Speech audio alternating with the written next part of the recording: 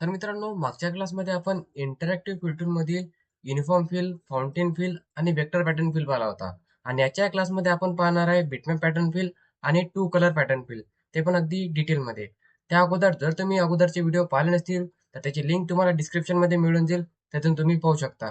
आणि त्याचबरोबर अशाच प्रकारच्या व्हॅल्युएबल कंटेंटसाठी चॅनलला सबस्क्राईब नक्की करा. तर आता काय करू, आपण एक कोणत्या अशा प्रकारे एक शेप ड्रॉ करू. मी काय केलंय की रेक्टँगल ड्रॉ केला आणि रेक्टँगल ड्रॉ केल्यानंतर आता काय करायचं, आपल्याला इंटरॅक्टिव्ह व्ह्यू टूलवरती क्लिक केलं. त्यानंतर आपल्याला काय करायचं, प्रॉपर्टी टूलमधून आपल्याला आता बिटमॅप पॅटर्न फिल यावरती क्लिक करायचं आहे. जसं आपण यावरती क्लिक करू, तुम्हाला यामध्ये अशा प्रकारे एक पॅटर्न फिल झालेला दिसतो. आणि हाच का पॅटर्न यामध्ये फिल झाला, कारण आपण इथे जे ऑप्शन दिसत आपल्याला फिल पिकर, यामधून आपण हा चूज केलाय, त्यामुळे आपल्याला हा पॅटर्न आपल्याला इथे फिल झालेला दिसतो. तुम्ही यामधले बाय डिफॉल्ट जे काही तुम्हाला इथे पॅटर्न मिळतील ते तुम्ही तुमच्या डिझाईनमध्ये यूज करू शकता.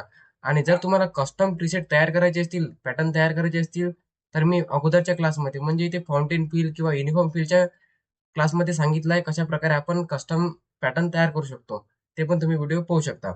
त्यानंतर मित्रांनो, अशा प्रकारे आपण यामध्ये पॅटर्न फिल करू शकतो. बाकी तुम्हाला मी सांगितलंच आहे, तर तुम्ही अगोदरचे व्हिडिओ पाहिले असतील की कशाप्रकारे आपण याची ॲडजस्टमेंट वगैरे करू शकतो.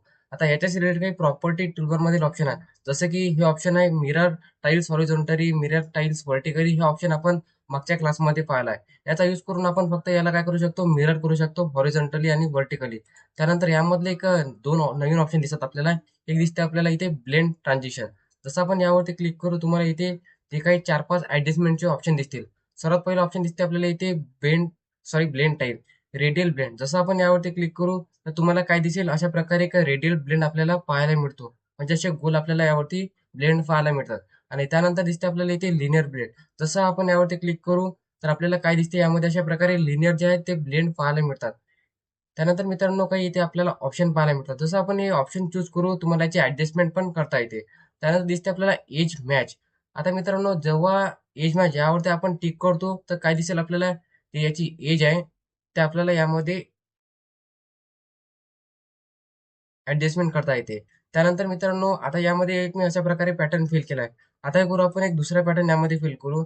याला काय करतो, मी इथून डिलीट करतो आणि त्यानंतर परत काय करतो, इथे अशा प्रकारे एक रेक्टेंगल घेतला मी आणि ड्रॉ केला.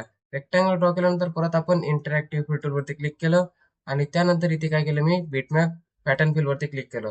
आणि त्यानंतर आपण काय करू, यामधला एक दुसरा जो पॅटर्न आहे आपण इथे फिल करू. अशा प्रकारे समजा मी एक दुसरा पॅटर्न यामध्ये फिल केला.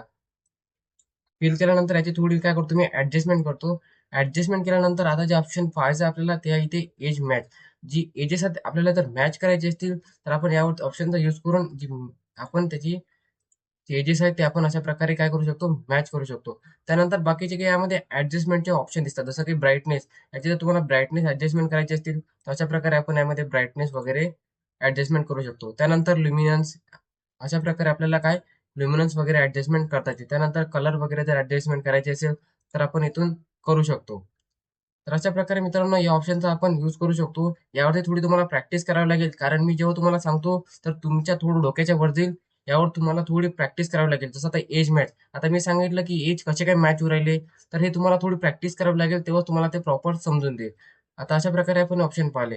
त्यानंतरचं ऑप्शन दिसतं आपल्याला इथे ट्रान्सफॉर्म विथ ऑब्जेक्ट. आता या ऑप्शनचा यूज कसा होतो, जेव्हा आपण जो पॅटर्न आहे, म्हणजे जो आपण शेप घेतला आणि यामध्ये जो आपण पॅटर्न फिल केला, जसं आपण या ऑब्जेक्टला रिसाइज करू, म्हणजे याची साईज कमी करू किंवा वाढवू, त्याचबरोबर जर आपल्याला जो आपण पॅटर्न फिल केला, त्याची पण साईज आपल्याला वाढवायची आहे किंवा कमी किंवा कॉन्स्टंट ठेवायची आहे, तेव्हा आपण या ऑप्शनचा यूज करू शकतो. समजा ते इनॅक्टिव्ह आहे. आता काय करतो मी, या शेपला काय करतो, आपण अशा प्रकारे याची साईज वाढवतो. तर काय दिसेल तुम्हाला, यामध्ये जे पॅटर्न आहे, यामध्ये पण आपल्याला ॲडजस्टमेंट पाहायला मिळते. म्हणजे आता सध्या आपल्याला इथे काय कॉन्स्टंट तेच आपल्याला पॅटर्न इथे पाहायला मिळतो. त्यानंतर परत मी इंटरॅक्टिव्ह व्ह्यू टूलवरती क्लिक केलं आणि त्यानंतर या ऑप्शनवरती क्लिक केलं, तर काय होईल, जसं आपण या शेपची साईज वाढवू, तशा प्रकारे काय होईल, तो पॅटर्न आहे त्याची पण साईज आपल्याला अशा प्रकारे वाढती दिसते. म्हणजे आता काय केलं, मी अशा प्रकारे याची साईज कमी केली. हँडलच्या सहाऱ्याने जशी साईज कमी केली, तशा या पॅटर्नमध्ये आपल्याला जे ॲडजस्टमेंट आहे, ते आपल्याला इथे पाहायला मिळते. आता यासमोरील जे ऑप्शन आहे, ते आपण मागच्या क्लासमध्ये पाहिला. जसं कॉपी फिल आहे, त्यानंतर एडिट फिल. या ऑप्शनवरती जेव्हा तुम्ही क्लिक करता, जे ऑप्शन इथे प्रॉपर्टी टूलरमध्ये पाहिले, तेच ऑप्शन इथे आपल्याला पाहायला मिळतात. जसं ब्राईटनेस आहे, ल्युमिनन्स आहे, कलर आहे, तेच आपले ऑप्शन आपल्याला इथे पाहायला मिळतात. त्यानंतर बाकी ऑप्शन इथे तुम्हाला काही ऍडिशनल मिळतात, जसं की इथे आपल्याला दिसते स्क्रू, याचा यूज करून आपण अशा प्रकारे त्याला स्क्रू करू शकतो. बाकी तुम्ही इथून या ऑप्शनचा यूज करून ऍडजस्टमेंट करू शकता. आणि इथून जर तुम्हाला तुमच्या समजा एखाद्या पॅटर्नची जर तुमच्याकडे ऑलरेडी डिझाईन असेल, तर तुम्ही इथून त्याला चूज करून पण इथे इन्सर्ट करू शकता आणि तुमच्या डिझाईनमध्ये यूज करू शकता. अशा प्रकारे मित्रांनो आपण बिटमॅप पॅटर्न फिलचा यूज करू शकतो. त्यानंतर मित्रांनो परत काय करतो मी, अशा प्रकारे इथे इलिप्स ड्रॉ केला. इलिप्स ड्रॉ केल्यानंतर इंटरॅक्टिव्ह फिल्टरवरती क्लिक केलं आणि त्यानंतर ऑप्शन दिसते आपल्याला टू कलर पॅटर्न फिल. जसे मी यावरती क्लिक करतो, यामध्ये पण तुम्हाला अशाच प्रकारे काही पॅटर्न पाहायला मिळतात. आता यामध्ये जेव्हा तुम्ही फिल पिकरवरती क्लिक करता, तर यामध्ये तुम्हाला भरपूर काही पॅटर्न पाहायला मिळतात आणि यामध्ये खूप काही चांगले पॅटर्न आहे, जे तुम्ही तुमच्या डिझाईनमध्ये बॅकग्राऊंडमध्ये यूज करू शकता. समजा आता इथे वॉल आहे. आता अशा प्रकारे आपण ब्रिक्स आहेत, ते अशा प्रकारे आपण त्यामध्ये बॅकग्राऊंडमध्ये यूज करू शकतो. अशा प्रकारे आपल्याला वेगवेगळे यामध्ये डिझाईन्स पाहायला मिळतात. ते तुमच्या डिझाईनमध्ये तुम्ही चूज करू शकता. बाकी प्रॉपर्टीमध्ये आपल्याला सेम ऑप्शन पाहायला मिळतात. फक्त यामध्ये आपल्याला जर कलर चेंज करायचा असेल, तर इथे दिसते आपल्याला फ्रंट कलर. आता फ्रंट कलर म्हणजे जो आपल्याला ब्लॅक कलरची डिझाईन दिसत आहे, याचा जर आपल्याला कलर चेंज करायचा असला, तर आपण अशा प्रकारे याचा कलर चेंज करू शकतो. त्यानंतर दिसते आपल्याला बॅक कलर. जर आपल्याला जर बॅकग्राऊंडचा कलर चेंज करायचा असला, तर आपण अशा प्रकारे इथून बॅकग्राऊंडचा कलर पण चेंज करू शकतो. अशा प्रकारे मित्रांनो दोन्ही पण टूल्स एकदम जे पॅटर्न्स आहेत ते एकदम सोपी आहे. यावरती थोडी तुम्हाला प्रॅक्टिस करावी लागेल आणि यामधला जो टू कलर पॅटर्न आहे, त्यामध्ये तुम्हाला बॅकग्राऊंडसाठी हा जो पॅटर्न फील आहे, आपल्याला यूज करता येतो. म्हणजे चांगला पॅटर्न फील आहे. मित्रांनो अशा प्रकारे आपण याचा यूज करू शकतो. आय होप तुम्हाला समजलं असेल. काही डाऊट असेल तर कमेंटमध्ये नक्की सांगा. आणि त्याचबरोबर काही मित्रांचा मला मेसेज येत आहे, की दादा फोटोशॉपवर पण व्हिडिओ येऊ द्या. तुम्हाला माहीतच असेल की आपल्या स्टुडिओचं सध्या काम चालू आहे. त्यामुळे व्हिडिओ काही कारणामुळे पॉसिबल नाही देणं. जसं आपल्या स्टुडिओचं काम चालू आहे, त्याचबरोबर आपण चांगल्या प्रकारे ट्रेंडिंग ग्राफिक डिझाइन व्हिडिओ तुमच्यासाठी घेऊनच येणार आहे. तोपर्यंत मित्रांनो चॅनलला सबस्क्राईब नक्की करा. तर चला भेटूया मग पुढच्या व्हिडिओमध्ये.